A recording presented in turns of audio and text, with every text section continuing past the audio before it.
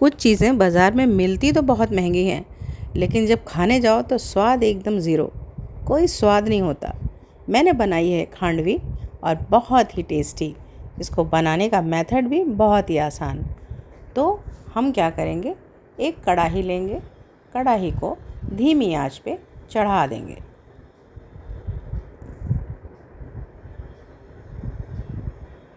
उसके बाद एक बाउल लेंगे, बाउल में हम 1 कप के करीब बेसन डालेंगे। जितना बेसन रहेगा उसी कप के हिसाब से हम उसमें दही डालेंगे। मैंने ये बेसन शिफ्ट कर दिया मिक्सर ग्राइंडर में कि मुझे इसी में मिक्स करना था। तो मैं 1 कप के करीब दही डालूँगी। जितना बेसन होगा उतनी दही होगी और उससे 2 गुना पानी, यानी 1 कप बेसन, 1 कप दही और 2 कप पानी। तो मैंने 1 कप पानी अभी डाल लिया है और 1 कप पानी मैं बाद में डालूँगी। अब मैंने इसमें डाला अदरक, थोड़ी सी कटी हुई हरी मिर्च और थोड़ी सी हल्दी पाउडर, थोड़ा सा नमक स्वाद अनुसार। मैंने इसमें छोटी चम्मच से 2 चम्मच नमक डाल लिया। अब मैं इसे अच्छे से मिक्सी में फेंट लूँगी। ये मैंने फेंट लिया है और फेंटने के बाद ये पूरा अच्छे से आपस में मिक्स हो गया है। अदरक और मिर्ची का टेस्ट जो था वो इसमें आ चुका है। अब इसे हम अलग से कटोरे में छान लेंगे।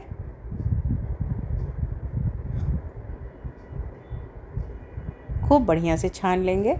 इससे क्या होगा, जितने भी अदरक और मिर्ची का जो टुकड़ा है जो बचा रहता है वो इसमें ऊपर ही आ जाएगा।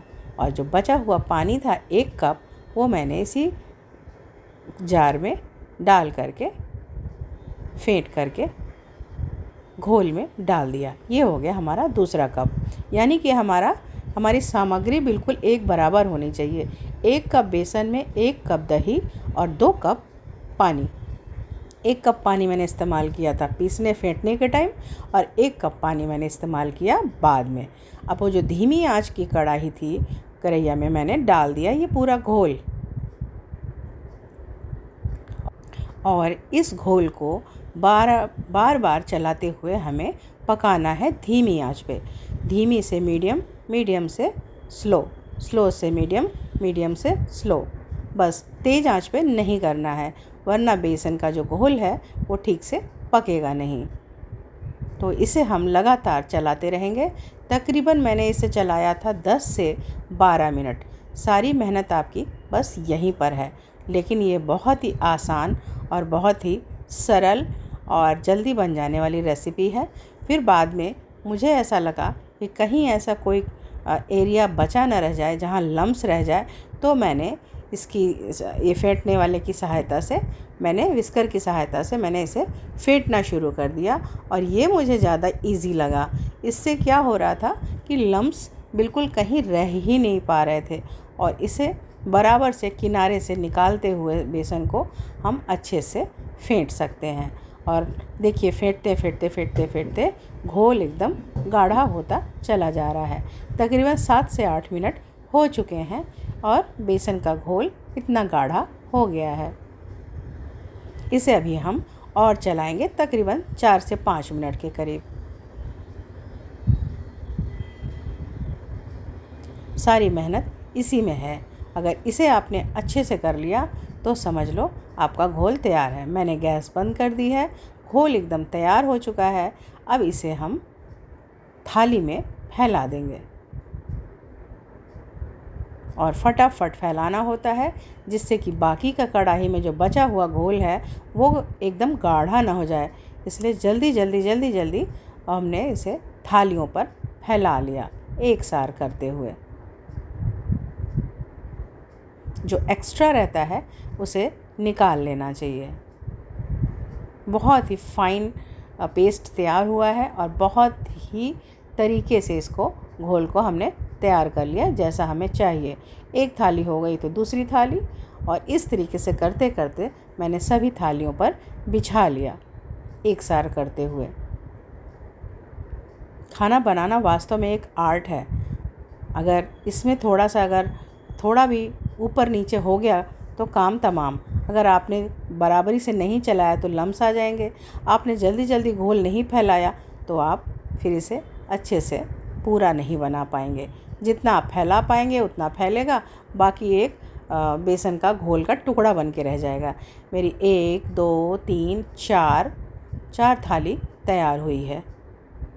अरे एक छोटा सा कटोरी में जरा सा बचा था, वो मैंने यूं ही फैला दिया। अब इसे हमने ठंडा करने के लिए छोड़ दिया। तकरीबन मैंने इसे छोड़ा होगा 5 से 7 मिनट पंखे के नीचे। फिर इसे चाकू की मदद से एक मनपसंद अपने मनचाहे आकार में इसे बीच से काट लें।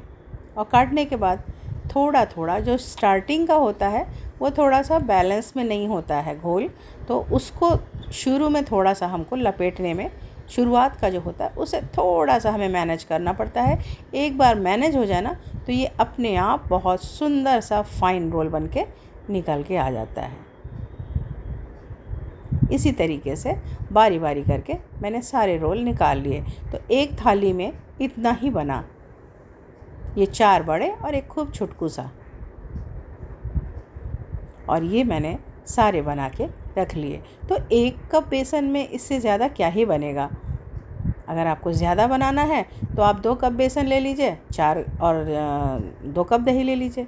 ये मैंने तैयार कर लिया, और तैयार करने के बाद अब इसे मैं रख दूँगी फ्रिज में। देखिए कितना फ़र्स्ट क्लास तैयार हुआ है, और ये वास्तव में बहुत ही टेस्टी बना है।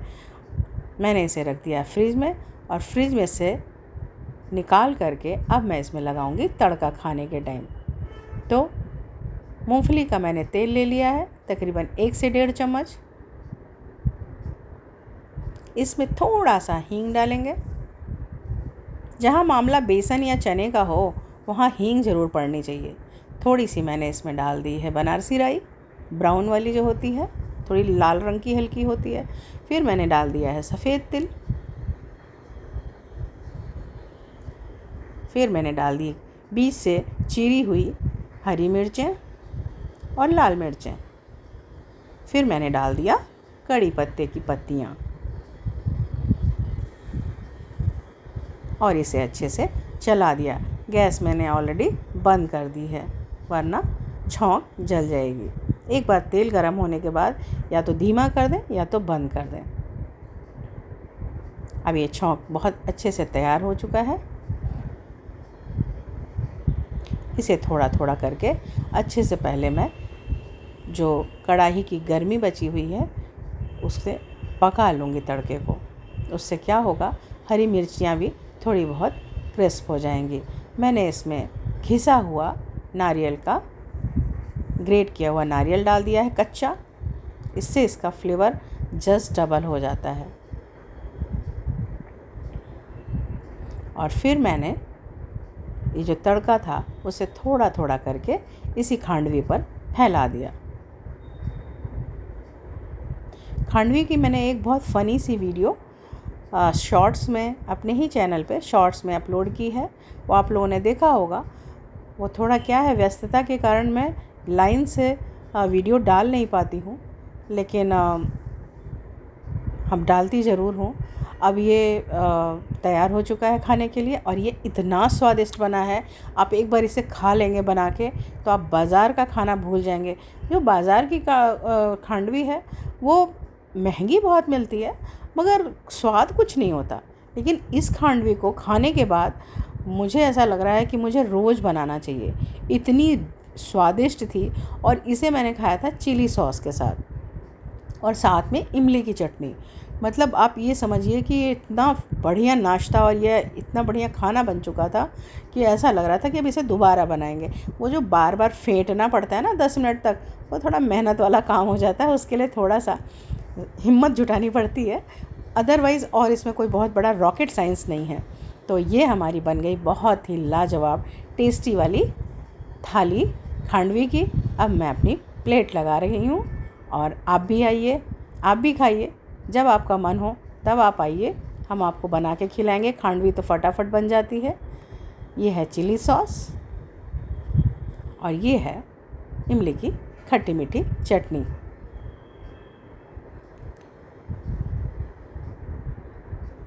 चिली सॉस के साथ और इमली की चटनी के साथ इसका जो टेस्ट है वो इतना लाजवाब है, और आँख मूंद के आप खा सकते हैं। आपको बिल्कुल भी वहम नहीं रहता है कि बाज़ार का है तो इस पे कीड़े चले होंगे, इसको किस हाथ से बनाया होगा, किस गंदगी से बनाया होगा, उनके बर्तन साफ़ होते हैं कि नहीं, उनका हाथ साफ़ होता है कि नहीं, उनके कपड़े साफ़ होते हैं कि वो नहाए होते हैं कि नहीं।